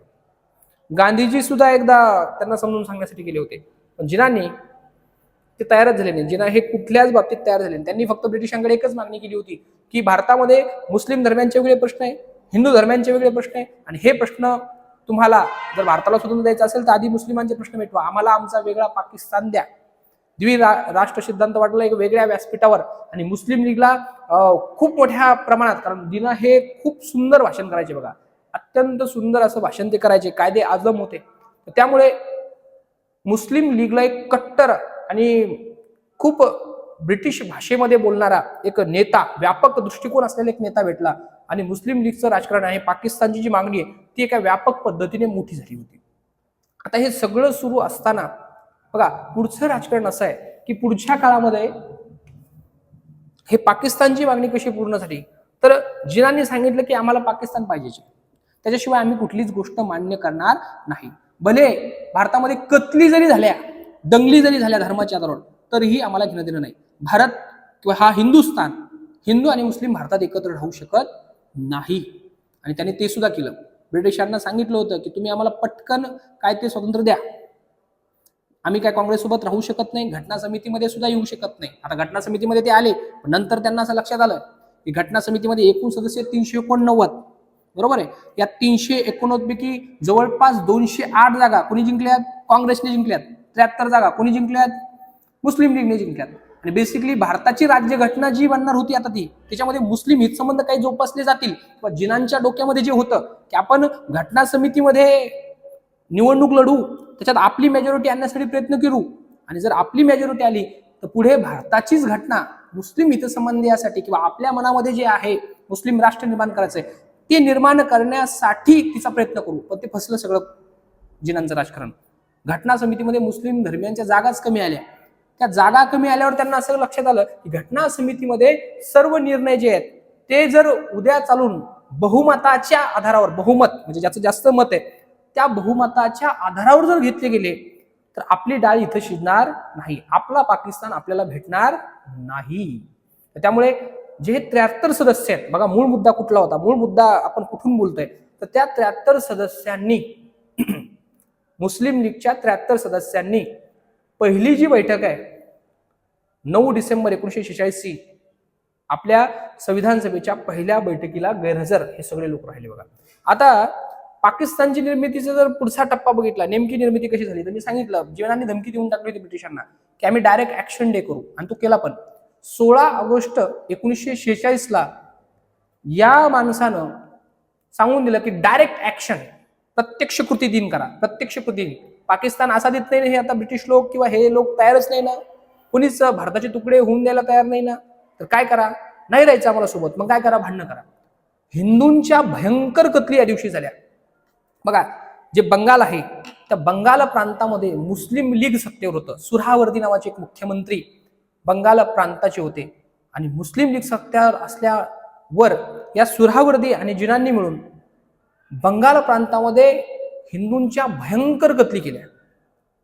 डायरेक्ट ऍक्शन डेच्या दिवशी भारतात आतापर्यंत भारताच्या इतिहासात झाली नाही इतकी भयंकर अशी दंगल झाली, आणि त्या दंगलीमध्ये दोन्ही धर्माचे, फक्त हिंदूच नाही किंवा फक्त मुस्लिमच नाही, दोन्ही धर्मातील निष्पाप लोकांचे बळी गेले बघा. ज्या दंगली असतात ना त्या दंगलीमध्ये कधीही राजकीय लोकांची मुलं, स्वतः राजकीय लोक यांचं कधीच काही नुकसान होत नाही. जे नुकसान होतं ते जे निष्पाप आहे, ज्यांचा आणि त्या धर्माचा किंवा त्या दंगलीचा काही एक संबंध नाही, त्याचा फायदा तोट्याचाही काही संबंध नाही, असे निष्पाप बळीच जातात. आणि त्या दंगलीमधून त्या डायरेक्ट ऍक्शन डेच्या दिवशी भारतातील राष्ट्रीय नेते जे म्हणत होते की भारत एकसंघ राहायला पाहिजे, भारताचे तुकडे व्हायला नको, त्या लोकांना सुद्धा कळालं की जिना आता हट्टाला पेटलेत, आणि जिनांची मागणी आपल्याला इच्छा नसताना सुद्धा आता पूर्णच करावी लागेल. आणि त्यातूनच पुढे 3 जून 1947 ला माउंट बॅटन योजना जाहीर झाली, आणि त्या माउंट बॅटन योजनेनुसार भारताचे 2 तुकडे झालेत. लक्षात येत आहे म्हणजे बघा किती म्हणजे जिना यांच्या बाबतीत जर सांगायचं झालं तर भारताचे जे राष्ट्रपिता आहेत महात्मा गांधीजी आणि हे बॅरिस्टर अली जिना यांच्यामध्ये जर तुम्ही बघितलं तर बरेचसे साम्यस्थळ सुद्धा आहेत आणि बरेचसे 2 ध्रुव सुद्धा आहेत बघा. मी काय काय गोष्टी सांगतो तुम्हाला. हे बॅरिस्टर अली जिना यांचं जर तुम्ही मूळ गाव बघितलं, हे नेमके कुठले होते तर हे गुजरातचेच आहे. गुजरातमधील जो काठेवाडा प्रांत आहे या काठेवाडा प्रांतामधीलच आहेत. अगदी महात्मा गांधीजी सुद्धा जर बघितले तुम्ही, महात्मा गांधीजी जे आहेत ते महात्मा गांधी सुद्धा काठेवाड गुजरातमध्येच आहेत, काठेवाड प्रांतामध्येच आहेत. दोघांची जरी डिग्री बघितली तुम्ही तर हे दोघंही कायद्याची डिग्री, वकील, लॉ आहे की नाही, त्या काळात जी बॅरिस्टर आहेत ते दोघेही बॅरिस्टर आहेत. म्हणजे या 2 लोकांमध्ये खूप मोठा फरक आहे बघा. फरक असा आहे की जिना धार्मिक आधारावर, कट्टर धार्मिक आधारावर एका कट्टर धार्मिक देशाची मागणी करत होते, पण स्वतः व्यक्तिगत आयुष्यात कट्टर धर्मनिरपेक्ष होते. जिनांचा सूटबूट बघितला की जिनाने कधीही मुस्लिम पेहराव घातला नाही, त्यांचा एकही फोटो मुस्लिम पेहरावमध्ये तुम्हाला कधी दिसणार नाही. जिनांनी कधीही मुस्लिम धर्मियांची जी काही तत्वे आहेत ती कधी व्यक्तिगत आयुष्यात पाळली नाही. शराब हराम असते, मुस्लिम धर्मियामध्ये शराब हराम आहे, पण या जिनांनी शराब म्हणजे तुम्हाला समजते दारू ही त्यांना रोज लागायची. त्यांनी कधीच हराम वगैरे, त्यांचा एक स्पॉट असायचा तो वगैरे, सिगरेट वगैरे सगळं चालू असायचं. ते म्हणजे व्यक्तिगत आहे, कधी नमाज अदा करणं वगैरे ह्या गोष्टी त्यांच्या आयुष्यात कधीच नव्हत्या. म्हणजे स्वतः व्यक्तिगत आयुष्यामध्ये जिना हे कट्टर धर्मनिरपेक्ष होते, पण त्यांनी ज्या राष्ट्राची निर्मिती केली तो राष्ट्र कट्टर धार्मिक आहे, कट्टर धर्मांध आहे. धर्मांधता त्यांच्या डोक्यात आहे. धर्म इतका त्यांच्या प्रगतीचा आड गेलाय, धर्माच्या पलीकडे त्या पाकिस्तानला काहीच समजत नाही. पाकिस्तानचे किती वाईट हाल आहे बघा. आता तिची काही चॅम्पियन्स ट्रॉफी वगैरे ICC चॅम्पियन्स ट्रॉफी सुरू आहे, त्यामध्ये काय घटना घडली तुम्हाला सुद्धा माहिती आहे की भारत आणि पाकिस्तान यांचा जो सामना आहे त्या सामन्यामध्ये पाकिस्तानकडे यावेळेस जी ICC चॅम्पियन ट्रॉफी आहे 2025 ची, या ट्रॉफीचं यजमानपद हे पाकिस्तानकडे आहे. आता स्वतः यजमान आहे, आपल्या घरचं लग्न आहे समजा, बरोबर आहे, पण पाहुणा जो भारत आहे तो बाहुरा म्हणतो की नाही मला तुमच्या लग्नाला तुमच्या ह्या पाकिस्तानची ही ICC ट्रॉफी जर तिथं असेल तर आम्हाला भारताला यायचंच नाही म्हणे खेळायला. तर त्यावेळेस यजमान राष्ट्राला क्रिकेटच्या इतिहासामध्ये पहिल्यांदा अशी घटना घडली आहे की स्वतःचा देश सोडून पाकिस्तानला भारतासोबत क्रिकेटचा सामना खेळण्यासाठी दुबईला यावं लागलंय. लक्षात येतंय म्हणजे भारताची ताकद सुद्धा तुम्हाला कळते आणि पाकिस्तानची दरिद्री अवस्था सुद्धा तुम्हाला कळते. आता काही मीम्स अशा आल्यात, जर कदाचित भारताची टीम जर पाकिस्तानमध्ये खेळायला गेली असती तर भारताच्या टीमला सुरक्षा देण्यामध्ये इतका पैसा खर्च झाला असता की बिचारा त्या पाकिस्तानची जी काही क्रिकेट बोर्ड आहे त्याचा अर्ध्याच्या वर पैसा जो जमा होतोय तो बिचारा नुसता भारतीय क्रिकेट टीमला सुरक्षा देण्यातच गेला असता. त्यामुळं पाकिस्तानची आत्ताची जी दरिद्री अवस्था आहे की तिथे किती वाईट अवस्था आहे. धर्माच्या आधारावर जेव्हा तुम्ही राजकारण करायला जाता किंवा धर्माच्या आधारावर जेव्हा राष्ट्राची निर्मिती होते तेव्हा काय होतं त्याचं एक जिवंत उदाहरण, तडफडतं उदाहरण काय तर ते म्हणजे पाकिस्तान आहे. बघा काय हाल आहे पाकिस्तानमध्ये. त्याचा तो बिचारा तो आत्ताचा तो बॉलर काय नाव त्याचं तर तो पंतप्रधान झालता आत्ता आहे की नाही. तर तो बिचारा तो पंतप्रधानच गायब आहे. तिथून पंतप्रधान गायब आहे. तो तुरुंगात आहे. तुरुंगात कित्येक दिवस तुरुंगात ठेवलंय. माहिती नव्हता तो कुठे आहे. इम्रान खान आहे की नाही. इतकी अवस्था त्या पाकिस्तानची बिकट आहे बिचाऱ्यांची आहे की नाही. तर धर्माच्या आधारावर ह्या माणसानं एक कट्टर असा देश तर निर्माण करून ठेवला. पण पुढे जाऊन याच जिनांच्या जे काही सगळे वंशज आहेत त्यांचे असं मत आहेत की ते पाकिस्तानमध्ये राहिले नाहीत. जिना ही शेवटच्या काळात जेव्हा त्यांना टीबी नावाचा एक रोग झाला तर त्या रोगाच्या काळात उपचारासाठी भारतात आलेत आणि त्यांची अशी इच्छा त्यांनी बोलून पण दाखवली की मला पाकिस्तानमध्ये राहू वाटत नाही, मला मुंबईला त्यांचं जे जिना पॅलेस आहे तिथेच राहू वाटतंय. आणि त्यांची जी पुढे येणारी सगळी पिढी आहेत ही सगळी पिढी भारतातच राहते. जिनांचे वंशज पाकिस्तानमध्ये सध्याही राहत नव्हते आणि तेव्हाही राहत नव्हते, लक्षात ठेवा.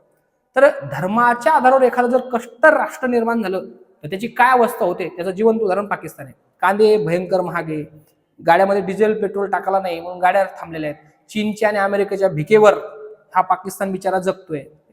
पुढे अन्नधान्यासाठी लोक वनवन फिरतायत. शिक्षण नावाची तर गोष्टच नाही, आधुनिकता नावाची गोष्टच नाही, उद्योग नावाची गोष्टच नाही. आपली नुसता आपली एक कंपनी टाटा, रिलायन्स अशा एक कंपन्या तर पाकिस्तानच्या देशाची सगळी अर्थव्यवस्था जीडीपी आहे. तर अशी ही पाकिस्तानची दयनीय अवस्था होऊन टाकली. आणि एकीकडे भारताचं बघा, भारताचे जे राष्ट्रपुरुष आहेत किंवा भारताचे जे राष्ट्रपिता आहेत महात्मा गांधी त्यांचे आणि जिनांचं मी तुम्हाला सांगत होतोय.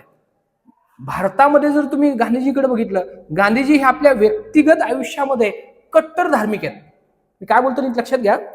गांधीजी आणि जिनामध्ये जो भेद आहे तुम्हाला सांगतोय, या दोनही वेगवेगळ्या राष्ट्राचे काय आहेत, राष्ट्रपिता आहेत. जिनांना सुद्धा तिकडे राष्ट्रपिता म्हटलं गेलंय आणि भारतामध्ये गांधीजींना राष्ट्रपिता म्हटलं गेलंय. तर गांधीजी स्वतःच्या व्यक्तिगत आयुष्यामध्ये कट्टर धार्मिक आहेत.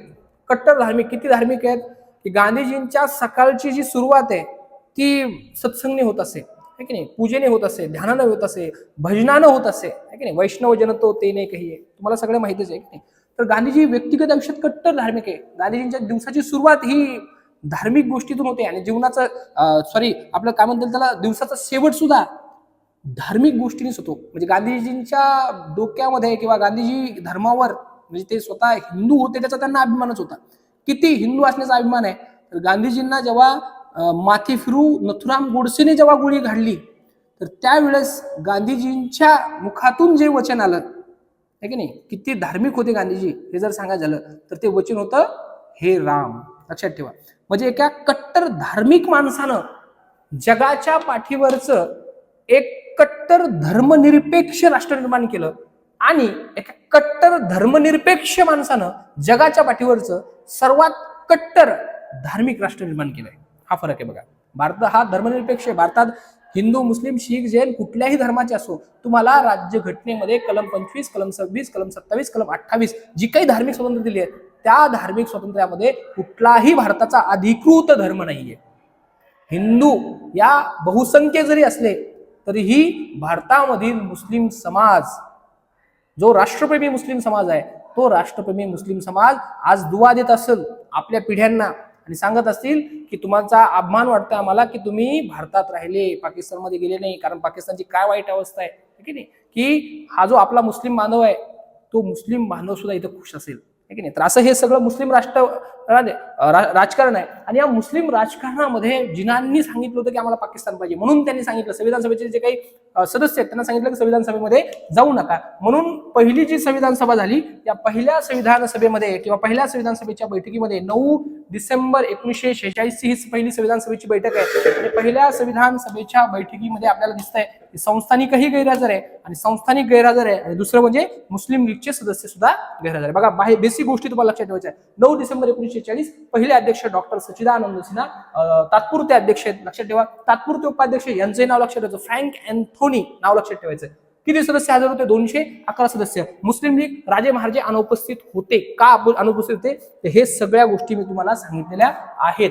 आता मी नेहमी सांगतो की जे पाठीमागचं लेक्चर आहे ते खूप महत्वाचं आहे. पाठीमागचं लेक्चर बघितल्याशिवाय इतकं डीपेस्ट लेवलवर चाललेलं हे लेक्चर तुम्हाला समजणार नाही. त्यामुळे पहिले जे लेक्चर आहेत, राज्यघटना लेक्चर क्रमांक 1, राज्यघटना लेक्चर क्रमांक 2, हे सर्व लेक्चर तुम्ही जर बघितले तर तुम्हाला मी जे आज सांगणार आहे, आज सांगतो हे तुम्हाला नीट कळेल, अन्यथा तुम्हाला कळणार नाही. आता बघा, दुसरी बैठक, घटना समितीची दुसरी बैठक, लक्षात ठेवा, नीट लक्षात ठेवा. परीक्षेला जे येतं त्याच गोष्टी आपण बघूया. आता घटना समितीची पहिली बैठक पाहिली, दुसरी बैठक कुठे झाली, किती तारीख झाली? तारीख महत्वाची आहे.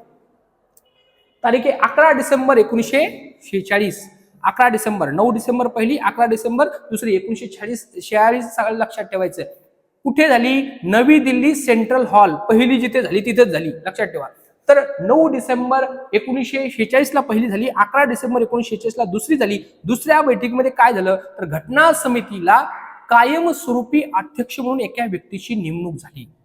ते व्यक्ती होते डॉक्टर राजेंद्र प्रसाद. लक्षात ठेवा, कायमस्वरूपी अध्यक्ष, कायमस्वरूपी. पहिले होते ते तात्पुरते सच्चिदानंद सिन्हा. आणि घटना समितीचे कायमस्वरूपी अध्यक्ष कोण होते? संविधान सभेचे अध्यक्ष कोण होते? डायरेक्ट प्रश्न आला तर डॉक्टर राजेंद्र प्रसाद, हे उत्तर तुम्हाला लक्षात आलं पाहिजे. आणि घटना समितीचे तात्पुरते अध्यक्ष कोण होते? पहिल्या बैठकीचे अध्यक्ष कोण होते?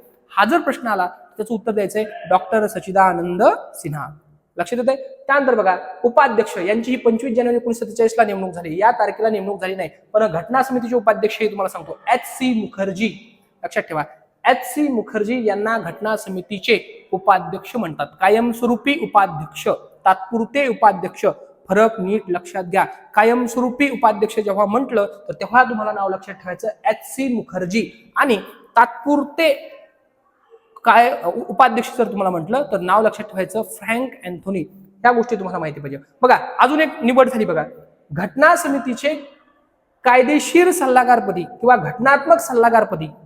घटनात्मक जर सल्ला विचारायचा असेल तर ज्या व्यक्तीकडे जावं लागेल आपल्याला, ते घटनात्मक सल्लागारपदी भारतातील एक कायद्याचे महान पंडित असलेल्या व्यक्तीची नेमणूक झाली. ते होते सर B.N. राव. सर बेनेगल राव यांची घटना समितीचे कायदेशीर घटनात्मक सल्लागारपदी नेमणूक झाली. आता हे कोण होते बघा? B.N. राव. तुम्हाला माहिती पाहिजे बघा, B.N. राव कोण होते? तर ते तुम्हाला पलीकडे फोटो दिसतोय, तर ते आहेत सर B.N. राव. तर हे सर B.N. राव म्हणजे काय? तर कायद्याचं एक प्रचंड ज्ञान असलेलं एक महान असं व्यक्तिमत्व आहे बघा. B.N. राव किती महान होते? 2-3 गोष्टी तुम्हाला सांगतो त्यांच्याविषयी. तर त्यांनी फक्त भारताची राज्यघटना लिहिण्यासाठी मदत नाही केली, तर तितकीच जोमाने मदत म्यानमार देशाची राज्यघटना लिहिण्यासाठी सुरू केली. ब्रह्मदेश म्यानमार, त्या म्यानमारची राज्यघटना लिहिण्यासाठी सुद्धा त्यांनी काम केले. दुसरं म्हणजे काय, तर जे काही आंतरराष्ट्रीय न्यायालय आहे, सर्व जगासाठी जे आंतरराष्ट्रीय न्यायालय, हेग हे ठिकाण त्या न्यायालयाचं आहे, मुख्यालय आहे, त्या हेगच्या आंतरराष्ट्रीय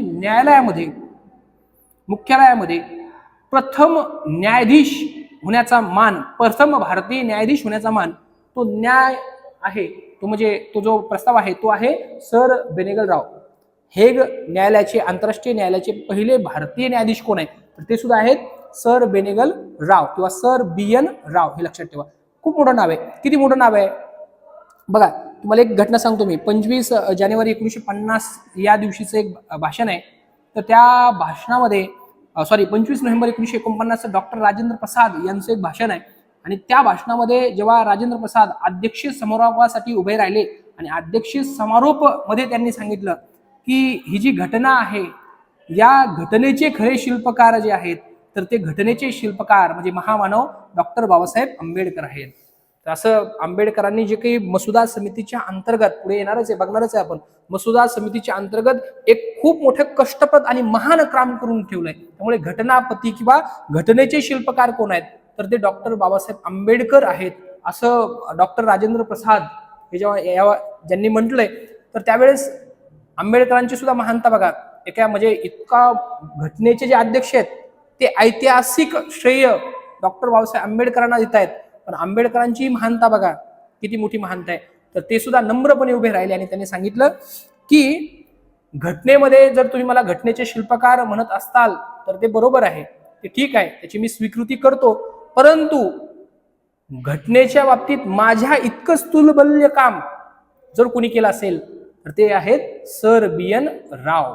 लक्षात ठेवा, म्हणजे डॉक्टर बाबासाहेब आंबेडकरांनी घटनेचे शिल्पकार आपण म्हणतो ते तर बरोबरच आहे, पण आंबेडकर यांच्या भाषणामध्ये जो कोट आहे तर त्या भाषणामधून आंबेडकर म्हणतात की मी घटनेचा शिल्पकार आहेच, बरोबर आहे, आणि ते आहेच, आपल्यालाही माहिती आहे ते आहेच.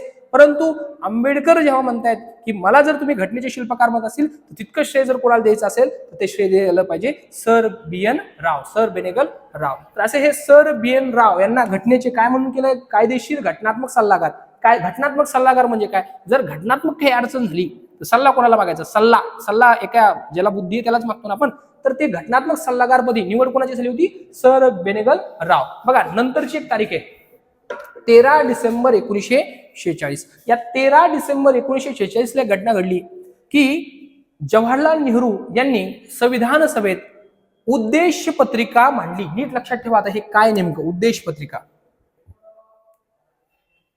बघा तारीख महत्वाची, तारीख किती आहे, 13 डिसेंबर 1946. 13 डिसेंबर 1946 ला कोणी मांडली, जवाहरलाल नेहरूंनी. काय मांडलंय, उद्देश पत्रिका. आता नीट समजून घ्या उद्देश पत्रिका म्हणजे काय. इथं फक्त एकच समजून घ्यायचं तुम्हाला, उद्देश पत्रिका. मला सांगा उद्देश म्हणजे काय, उद्देश म्हणजे काय, उद्देश म्हणजे काय की कुठल्या तरी गोष्ट आपल्याला करायची आहे की नाही.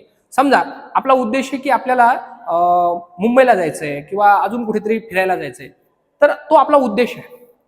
तर आपल्याला जायचंय तिथे, पण जाण्यापाठीमागचा उद्देश काय आहे की नाही, जाण्यापाठीमागचा हेतू काय. आपल्याला राज्यघटना निर्माण करायची आहे, पण राज्यघटना नेमकी निर्माण कुठल्या उद्देशाने करायची, त्याच्यामध्ये काय असलं पाहिजे. बेसिकली तुम्ही जे भारताचं प्रस्तावना बघितली असेल, प्रस्तावना, ती प्रस्तावना म्हणजेच उद्देश पत्रिका आहे. थोडाफार फरक आहे त्याच्यामध्ये की आम्ही भारताचे लोक, भारताचे एक सार्वभौम, हे जे आहे सगळं, तर ही म्हणजेच उद्देश पत्रिका आहे. राज्यघटना निर्माण करायची आपल्याला, नेमका आपला उद्देश काय, तर ही सांगणारी उद्देश पत्रिका संविधान सभेमध्ये कुणी मांडली होती, किती तारखेला मांडली होती याला सुद्धा महत्व आहे. कधी मांडली होती, 13 डिसेंबर 1946. कुणी मांडली होती, जवाहरलाल नेहरू. लक्षात ठेवा उद्देश पत्रिका यांनी मांडली. तर ही पास कधी झाली, ही पत्रिका स्वीकारली कधी आहे, ही पत्रिका स्वीकारली आहे 22 जानेवारी 1947. 22 जानेवारी 1947 ला उद्देश पत्रिका स्वीकारली, मांडली 13 डिसेंबर 1946, स्वीकारली 22 जानेवारी 1947. तो उद्देश पत्रिका म्हणजे काय, तो मॅप आहे की नाही, गुगल मॅप आहे तो, की आपल्याला राज्यघटना निर्माण करायची, पण उद्देश काय डोक्यात हे ठेवा. राज्यघटना निर्माण कशासाठी करायची, तर डोक्यात हे ठेवा. तर ती सांगणारी उद्देश पत्रिका आहे. तर ती कुणी मांडली होती, तर जवाहरलाल नेहरू किंवा पंडित जवाहरलाल नेहरू यांनी मांडली होती. बघा तर त्या बघा त्यानंतर एक महत्वाची घटना घडली आहे, खूप महत्वाची घटना आहे. संविधान सभेच्या रचनेत 3 जून 1947 माउंट बॅटन योजनेमध्ये पुढील प्रमाणे बदल झाले. आता काय काय बदल झाले, तर ते बदल आपण थोड्याशा महत्वाचा एक गोष्ट आहे, तर त्या महत्वाच्या गोष्टी बघू. बघा संविधान सभेमध्ये 3 जून 1947 या दिवशी एक योजना जाहीर झाली, जिला म्हणतो आपण माउंट बॅटन. आता हा कोण आहे Mountbatten, Louis Mountbatten त्याचं नाव आहे, माउंट बॅटन योजना. आता इतिहासामध्ये यांच्याविषयी खूप सांगण्यासारखं आहे. बघा हा जो माउंट बॅटन आहे, लुई माउंट बॅटन, तो जी ब्रिटनची राणी आहे, त्या ब्रिटनच्या राणीचा जो भाचा आहे तो लुई माउंट बॅटन भारताचा तत्कालीन स्वातंत्र्याच्या वेळेसचा व्हाईसरॉय म्हणून नेमणूक झाली होती त्याची. भारताला स्वातंत्र्य देण्यामध्ये यांची खूप मोठी भूमिका आहे. तर या माउंट बॅटनने 3 जून 1947 ला माउंट बॅटन योजना मांडली. आणि माउंट बॅटन योजना मांडून काय सांगितलं त्यांनी, बघा लक्षात ठेवा, माउंट बॅटन योजना मांडली आणि सांगितलंय की पहिला चेंज जो झालाय, कारण हा वाद होता, ही कशासाठी मांडली होती, एकतर भारताला स्वातंत्र्य द्यायचं होतं, पण स्वातंत्र्य देण्यामध्ये एक अडचण होती, पाकिस्तानची मागणी पुढे येत होती. मुस्लिम लीग म्हणत होते की भारताला स्वातंत्र्य द्या, स्वातंत्र्य करा, पण आमची भांडणं मिटून जा आधी, आम्हाला एक स्वतंत्र राष्ट्र द्या. तर त्यावेळेस या माउंट बॅटन योजनेने पहिल्यांदा काय केलं, तर भारताचे तुकडे केले, भारताची फाळणी झाली आणि त्या फाळणीमधून 2 राष्ट्र निर्माण झाले, पाकिस्तान आणि दुसरं भारत. की भारत आणि पाकिस्तान जो अखंड भारत आहे, त्या अखंड भारताचे तुकडे झाले आणि पाकिस्तान नावाचं एक राष्ट्र आहे आणि भारत नावाचं एक राष्ट्र आहे. तर हे 2 राष्ट्र पहिल्यांदा निर्माण झाले. आता बघा जी संविधान सभा होती 3 जून 1947 च्या अगोदरची, ती दोन्ही राष्ट्रासाठी होती. त्यामुळे तिची जी सदस्य संख्या होती ती किती होती, 389. तर 389 सदस्य संख्या होती. पण आता तुकडे झालेत, फाळणी झाली आहे, त्यामुळे ही जी सदस्य संख्या आहे यातला काही भाग तर तिकडे गेलेला आहे. त्यामुळे ही सदस्य संख्या आता भारतासाठीची जी खरी घटना समिती आहे, जिने संविधान बनवलं, त्याविषयी आपण चर्चा करतोय. तर माउंट बॅटन योजनेने घटना समितीची जी किंवा संविधान सभेची जी सदस्य संख्या आहे ती कमी झाली. किती कमी झाली? 299 झाली. भारतासाठीची जी घटना समिती आहे तिची सदस्य संख्या किती होती? तर किती होती? 299. लक्षात ठेवा 299. पहिली गोष्ट काय झाली? माउंट बॅटन योजनेने 389 जी घटना समितीची सदस्य संख्या होती ती सदस्य संख्या झाली 299. या 296 मध्ये ब्रिटिश प्रांतासाठी किती? तिच्यासाठी होते 229 आणि संस्थानिक जे होते त्यांच्यासाठी किती होते? तर ते होते 70. लक्षात ठेवा ह्या 299 चं सुद्धा तुम्हाला माहिती पाहिजे की ब्रिटिश प्रांतासाठी किती आहे, संस्थानिकांसाठी किती आहे, हे सुद्धा विश्लेषण तुम्हाला माहिती पाहिजे. पहिली गोष्ट बघा, माउंट बॅटन योजनेनुसार पहिली गोष्ट काय झाली? तर भारत आणि पाकिस्तान यांची फाळणी झाली. त्या फाळणी झाल्यामुळे 319 सदस्य जे होते त्या 319 च्या जागी 299 सदस्यच भारतात राहिले, भारताच्या संविधान सभेत राहिले. त्यांची फाळणी कशी आहे किंवा त्यांचे विश्लेषण कसं आहे? 229 हे प्रांताचे, ब्रिटिश प्रांताचे आणि 70 हे संस्थानिकांचे. हा पहिला बदल झाला. नंतर बघा पुढचा बदल काय झाला होता? बघा पुढचा बदल काय झाला? पुढचा बदल खूप महत्वाचा आहे. माउंट बॅटन योजनेनुसार हे ठरलं की भारताची जी घटना समिती आता ही घटना समिती तात्पुरती संसद असेल किंवा तात्पुरतं कायदे मंडळ म्हणून सुद्धा काम करेल. बघा आता हे काय? तात्पुरतं, तात्पुरत्याचा शब्दाचा अर्थ कळतो तुम्हाला? तात्पुरता कायदे मंडळ म्हणून सुद्धा काम करेल. भारताची जी घटना समिती आहे तिची सदस्य संख्या किती राहिली आता? 299. हे 299 सदस्य आहेत. हे 299 सदस्य भारताची तात्पुरतं कायदे मंडळ म्हणून सुद्धा काम करेल. आता त्याच्यात दोन्हीच फरक पहा. घटना समिती म्हणजे काय आणि तात्पुरतं कायदे मंडळ म्हणजे काय, याच्यात फरक पहा. फरक नीट लक्षात घ्या. घटना समिती काय काम करणार होती मला सांगा बरं? घटना समिती काय काम करणार होती? देशासाठी राज्य घटना निर्माण करणे, है की नाही? राज्य घटनेची काय करणं? निर्मिती करणं. हे कोणाचं काम होतं? घटना समितीचं काम होतं. आता तात्पुरतं कायदे मंडळ काय काम करणार होतं? लक्षात ठेवा तात्पुरतं कायदे मंडळ काय काम करणार होतं? बघा तात्पुरतं कायदे मंडळ काम करणार होतं की म्हणजे देशासाठी जे आता गरजेचे कायदे आहेत, लहान लहान कायदे आहेत, तर ते लहान लहान कायदे सुद्धा गरजेचे नाही. कारण राज्य घटना निर्माण करण्यासाठी काय 1 महिना 2 महिन्याचा काळ लागला नाही. जवळपास 2 वर्ष 11 महिने आणि 18 दिवस, काहींच्या मध्ये 17 दिवस असा एवढा मोठा काळ लागलाय. एवढ्या मोठ्या काळासाठी देश चालवण्यासाठी काही कायदे पण पाहिजे. तर ती कायदे निर्माण करण्यासाठी याच संविधान सभेला किंवा याच घटना समितीला भारताची पहिली संसद तात्पुरतं कायदे मंडळ म्हणून केलंय. लक्षात आहे? तर त्यावेळेस देशासाठी कायदे बनवणं हिचं काम काय? देशासाठी एक लहान लहान कायदे बनवणं. आणि हिचं काम काय होतं? घटना समितीचं तिचं काम होतं देशासाठी राज्य घटनेची निर्मिती करणं. लक्षात ठेवा असं हे कायदे मंडळ, घटना समिती आणि हे तात्पुरतं कायदे मंडळ अशा 2 गोष्टी आहेत. आणि ह्या दोन्ही गोष्टी एकच आहेत. आपली जी घटना समिती तिलाच सांगितलं तुम्ही तात्पुरतं कायदे मंडळ म्हणून सुद्धा काम करा. लक्षात येते? बघा घटना समितीचे जे अध्यक्ष आहेत ते कोण आहेत? परत एक फरक सांगतो. डॉक्टर राजेंद्र प्रसाद. लक्षात ठेवा घटना समितीचे जे अध्यक्ष होते ते कोण होते? डॉक्टर राजेंद्र प्रसाद. आणि जेव्हा ही घटना समिती तात्पुरती कायदे मंडळ, तात्पुरती संसद म्हणून काम करेल त्यावेळेस जे अध्यक्ष आहेत ते आहेत गणेश गवा मावळणकर. लक्षात ठेवा गणेश वासुदेव मावळणकर. तुमच्या नोट्स मध्ये लिहून दिले बघा, जी.बी. मावळणकर किंवा गणेश वासुदेव मावळणकर. तर लक्षात ठेवा घटना समिती ही तात्पुरती संसद म्हणून काम करेल आणि तात्पुरती संसद जी आहे तिचे अध्यक्ष जे आहेत ते आहेत गणेश वासुदेव मावळणकर. काम लक्षात ठेवा माणूस एकच आहे, गंगाधर ही शक्तिमान आहे लेकिन काम वेगवेगळे आहेत. बरोबर ना? गंगाधर ही शक्तिमान आहे. घटना समिती ही तात्पुरती कायदे मंडळ असेल आणि तात्पुरती कायदे मंडळ म्हणून काम करत असेल तेव्हा अध्यक्ष होते गणेश वासुदेव मावळणकर. आणि घटना समिती जेव्हा घटना समिती म्हणून काम करेल त्यावेळेचे अध्यक्ष होते डॉक्टर राजेंद्र प्रसाद. तर हा एक महत्वाचा बदल कुठल्या योजनेनुसार झाला होता? तर ती योजना सुद्धा लक्षात ठेवायची. ती योजना आहे माउंट बॅटन योजना. तर माउंट बॅटन योजनेनुसार हा एक महत्वाचा बदल या ठिकाणी झालेला होता. तर विद्यार्थी मित्रांनो लक्षात ठेवा आता हे लेक्चर सिरीज घटना समितीची निर्मिती प्रक्रिया आहे. ही निर्मिती प्रक्रियाचं लेक्चर खूप मोठं आहे बघा. याच्यामध्ये खूप साऱ्या गोष्टी परीक्षेच्या दृष्टिकोनातून अत्यंत महत्वाच्या आहे. जर या गोष्टी तुम्हाला अजून नीट समजायच्या असतील तर फक्त एक गोष्ट लक्षात ठेवा, ज्या नोट्स मी तुम्हाला पाठवल्यात त्या नोट्स प्रिंट करून स्वतःच्या समोर ठेवा. आणि तुम्ही जेव्हा स्वतःच्या समोर त्या नोट्स ठेवताल तर तुम्हाला त्या गोष्टी अजून चांगल्या पद्धतीने समजतील. आणि ही जी लेक्चर सिरीज आहे ही लेक्चर सिरीजचा उद्देशच हा आहे की महाराष्ट्रातील राज्य घटनेबद्दलची जी तुमच्या मनामध्ये जे काही शंका आहेत, राज्य घटनेबद्दलच नाही तर जीएसच्या माध्यमातून ज्या शंका आहेत त्या सगळ्या शंका आपल्याला दूर करायच्यात.